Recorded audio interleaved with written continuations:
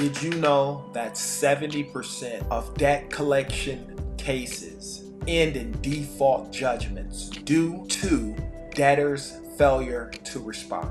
Today, I'm going to teach you how to respond to a debt collection lawsuit. So if that's something you're interested in, stay tuned. Hey, I wanted to jump in right now and tell you guys not to forget down below to check out my free letter bundle. You'll get 4 letters absolutely free to help you on your credit journey.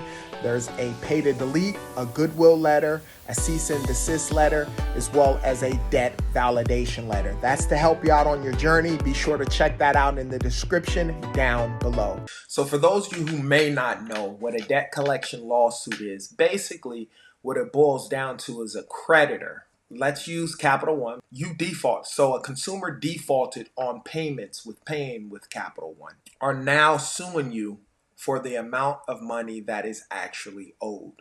If you don't want to fall into the 70% of people who get default judgments, once you are served with a summons to appear in court, it's very important that you respond.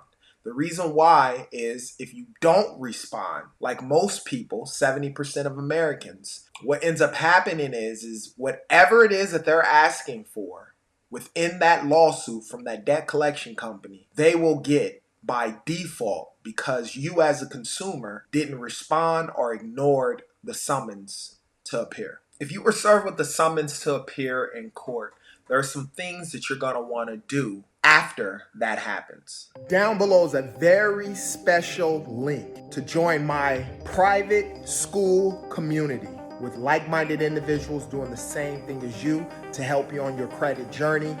Right now, it's free, so you better jump on it now. One of the first things you're going to want to do is stay calm. I know this sounds like, okay, yeah, I'm supposed to stay calm. I just got served with the summons. The reason why I say that is a lot of times when you are not in your right element of mind of thinking, it can cause a lot more stress than you actually need with regards to that. The second thing you're going to want to do is not ignore it. If you ignore it, it does not go away. A lot of times people just sort of kind of put that stuff on their back burner.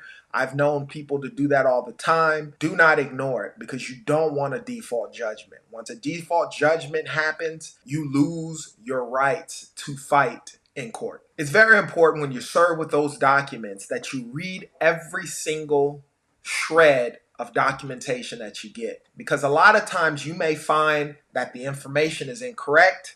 You may find that the information is correct. You may find out that you may have never had an account with this specific creditor. And so it's very important to read everything. So as you're gathering this information, you're going to want to get the original creditor. You're going to want to get the name of the company that's actually filing the suit, whether it's a debt collection company or the attorney that they hired outsourced or the attorney that they have in-source. You want to get the original account number, as well as you want to get any other information with regards to the debt, like the billing statements with regards to each transaction being paid, as well as the original contract. One of the last things you will want to do in this section is verifying the debt. The reason why that's so important is so many people who had an account and they had a judgment and then come to find out, because it was a default judgment, come to find out it was an account that was never theirs. And by reviewing the documentation, when it's time for you to file an answer, you can ask specific questions with regards to the debt itself so that way you can verify and make sure that that debt is in fact yours. And the only way a debt can be valid, whether you had the account or not, is if they provide documentation verifying that it is actually yours. It's important you get all of that information because you'll be surprised how many times they don't have that information. And even though you know that that's your account, just by challenging and sending a debt validation letter, which will request a bunch of information with regards to that. And for those of you who don't have it, guess what? I got you covered. Down in the description, there's a free letter bundle.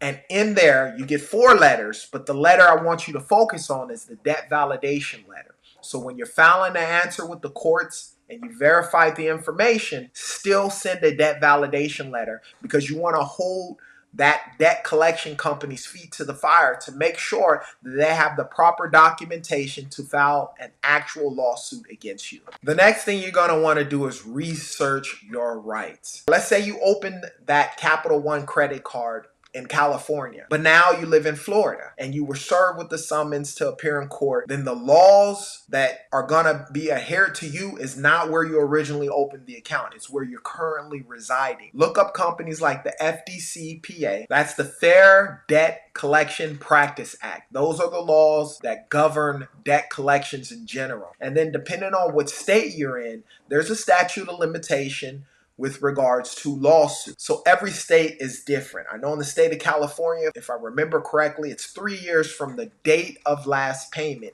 that they have to actually file a civil lawsuit to take you to court with regards to the debt. So what happens after that statute of limitation has passed, and we're not talking the 7-year, we're talking about the lawsuit with regards to a time barred account would be the correct term. Every account becomes time barred, and it just depends on what state that you're in. So the date of last payment starts that clock. So figure out the date of last payment and then figure out what state you live in and what is the time frame with regards to a time barred account to where someone can't sue you anymore. Now comes time to crafting your response. Typically, when you're served with the summons, you have a time frame, anywhere from 20 to 30 days to respond to the courts with regards to that summons. And the best way to respond is with a debt validation letter. Now, when you're filing a response, there are 2 ways that you can do it. You can actually take your response to the actual courthouse and give it to them, or you can mail it in.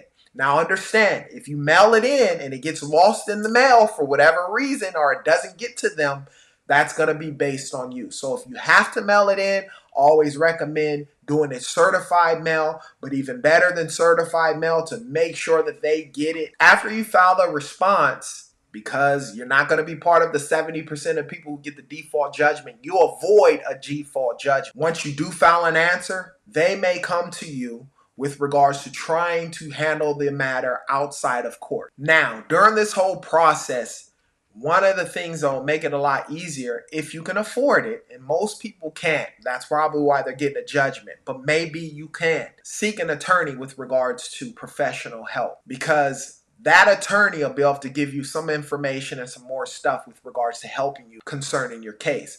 I'm limited, right? I'm just giving you my experience as a debt collector at one point when I worked in the legal department and how that process works. So let's break it all down. The steps that you want to do and the steps that I went over. Number 1, you want to gather the information with regards to the summons. Research your rights. Google University, YouTube University. Google your rights, figure out what they are specifically with regards to the state that you live in and what those laws are. Craft your response, which I have you covered. Debt validation letter down below. That will be a great response to start out with if you are served with the summons. And then as a final resort, after you've gone through everything, if you can afford it or if you're unaware of what you need to do, seek legal help. If you know someone who was served with the summons, refer this video to them. It's a general video to help them with regards to this situation. Be sure to like the video. Now, if you have any questions, put them in the comment section. I promise I'll answer those questions. And like I always state, you be great.